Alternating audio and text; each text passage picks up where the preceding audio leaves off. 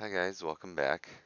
So today we're going to be looking at the commentary portion of your free response essays. And we're going to be going over, first we're going to be going over how commentary is evaluated. And so we're going to be looking at the rubric.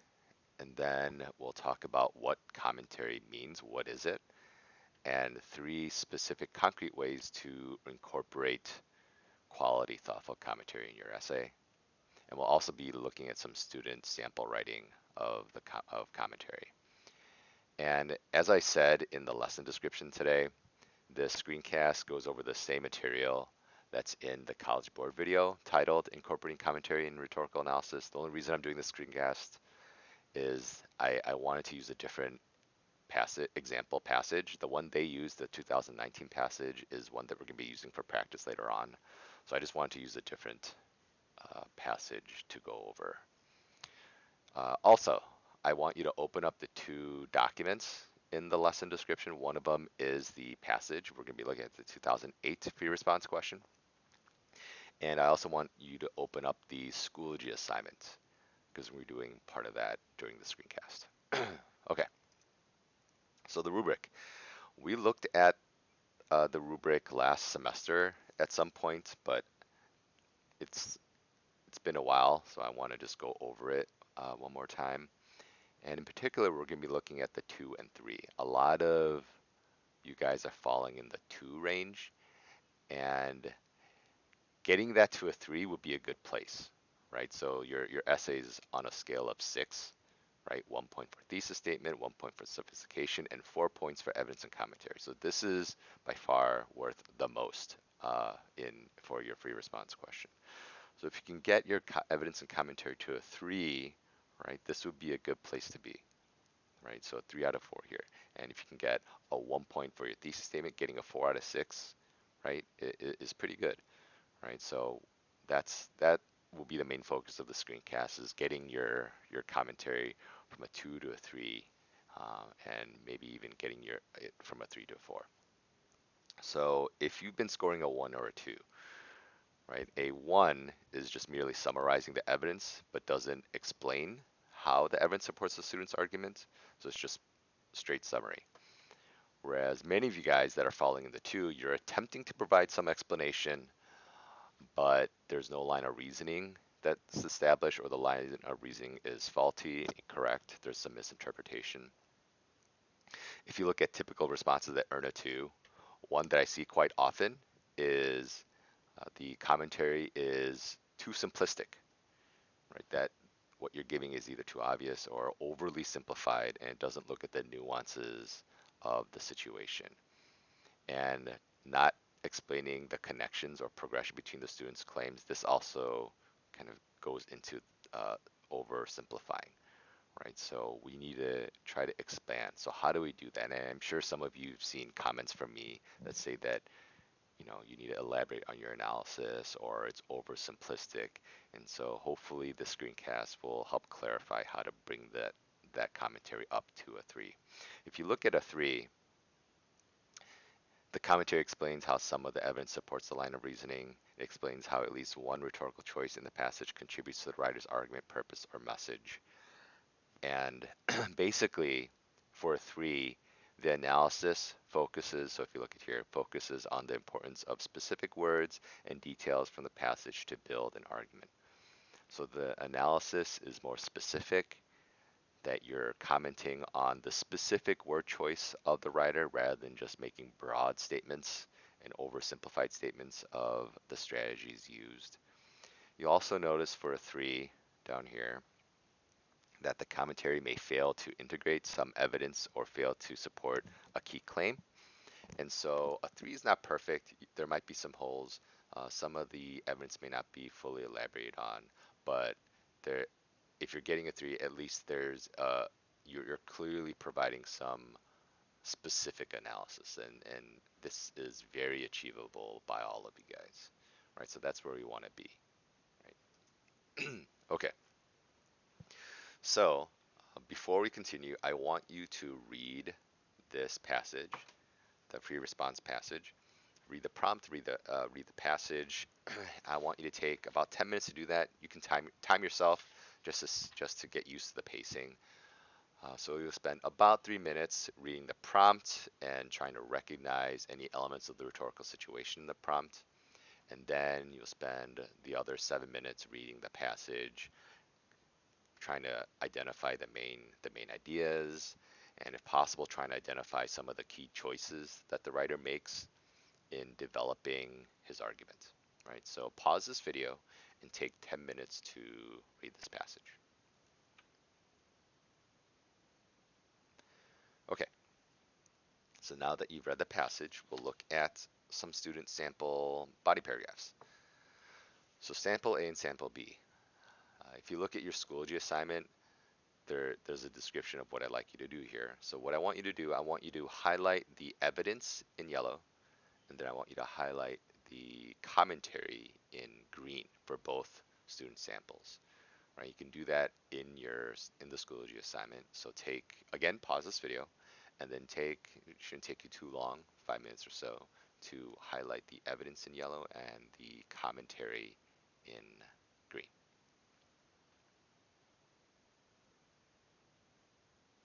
Okay, so now that you've highlighted that, it should look something like this.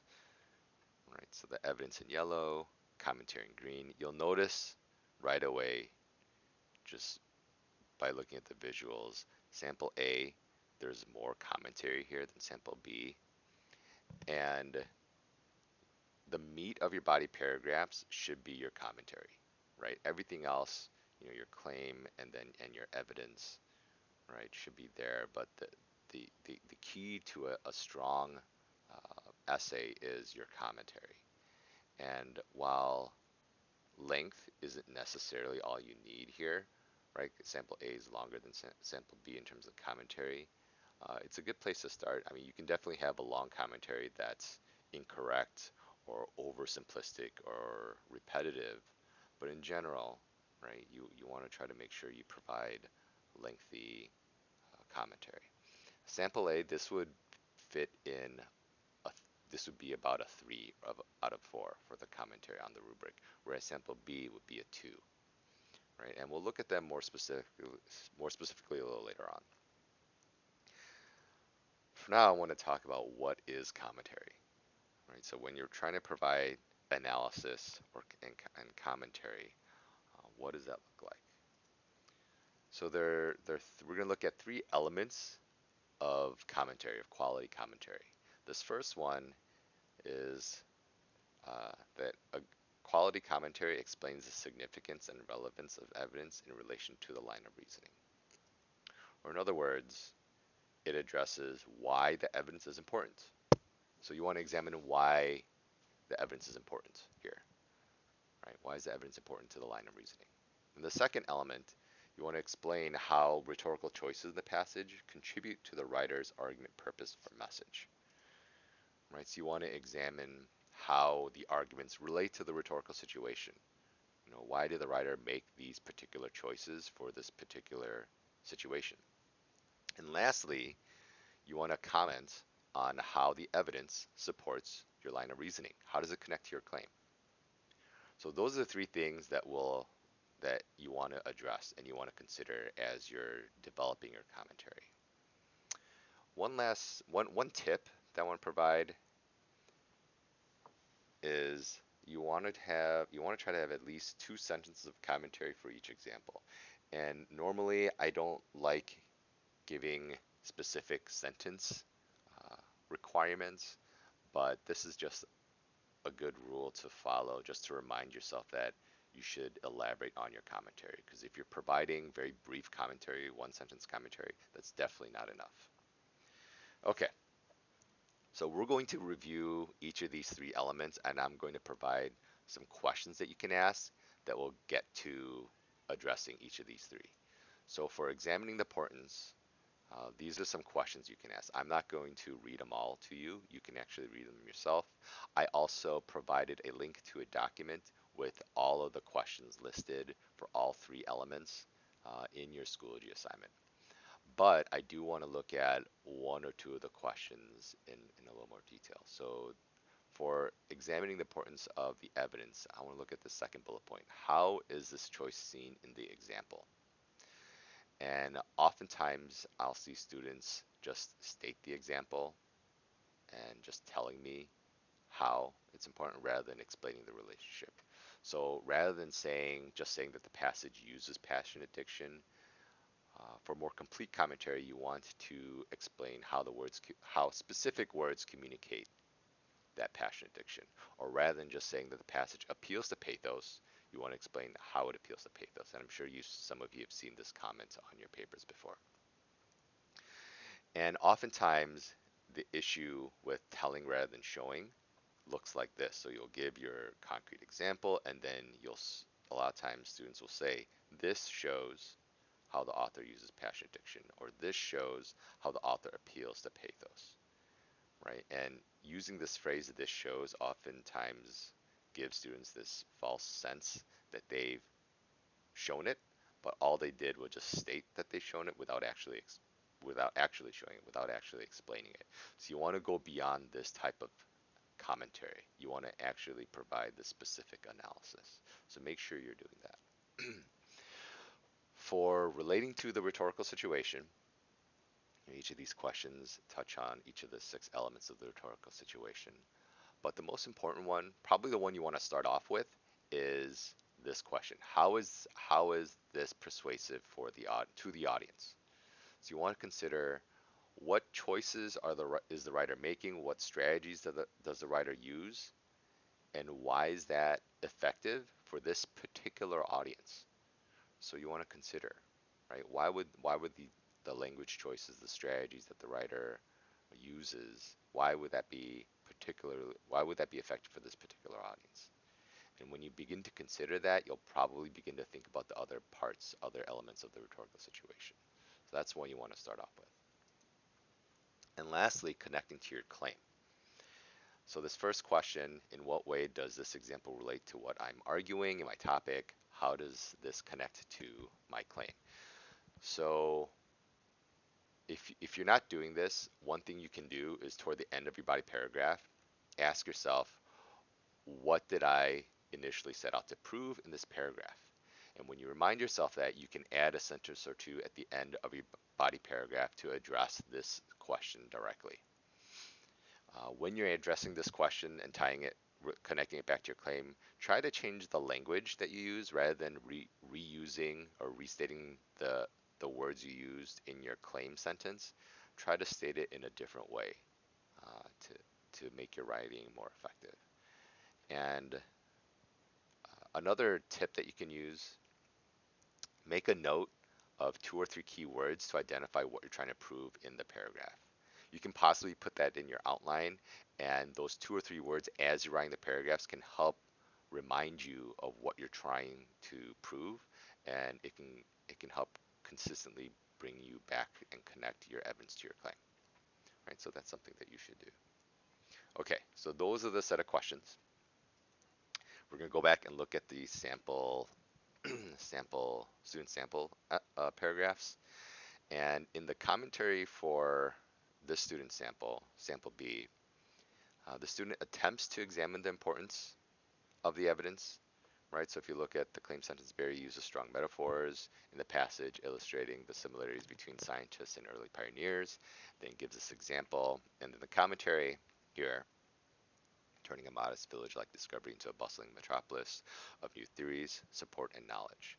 This shows that the author is effectively using the metaphor to help get across the certain point he wants the audience to understand. You'll notice in this last sentence, when the student attempts to explain why this evidence is important for the overall purpose, the message, doesn't really specify, right? If you look at the prompt for this passage, it states, well, let's look at it together real quick. It states that you have to write an essay that analyzes how Barry uses rhetorical strategies to characterize scientific research. So the student identifies a metaphor, that device. So how does that characterize scientific research? where he says that there's a similarity between scientists and early pioneers, but he doesn't really address why the use of this metaphor helps to characterize what is it characterizing about scientists, and why is that effective. So it doesn't fully address. That's why this sample B would earn a 2. If we look at sample A and the commentary here, so here's the evidence. And to be a good scientist, Barry maintains in his third paragraph, one must reject all that is unproven. Right? And this is attempting to examine the importance of the evidence. It's not really that elaborated either here, but that's the attempt. The second sentence, this is especially difficult to do because it requires people to question personal beliefs when facing unknown dangers. And if you look at the prompt again, this is connecting to the rhetorical situation, trying to address the rhetorical situation because this passage was from the Great Influenza, talking about the flu, right, the 1918 flu epidemic. Right?